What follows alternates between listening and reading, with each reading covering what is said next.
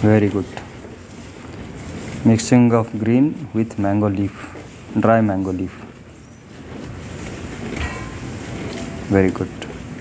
So whenever you make the changes in the feeding, this is the correct way of giving old 75% and new 25%. Gradually goes on increasing the dry mango leaf in the feeding of the animal and save rupees 4 per day per animal, that is 120 rupees per month, that is 1440 rupees per year. What is energy to protein ratio? This is energy and this is protein.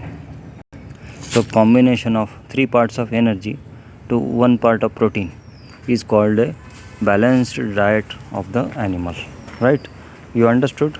3 roti plus 1 katori dal, 3 parts of energy to 1 part of protein. When it is applicable to human being, same is applicable to the animal. So please understand the basic nutrition, that is 3 part of energy and 1 part of protein. This is lucerne.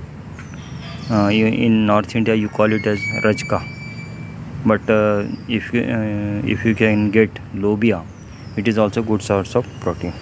Thank you to all.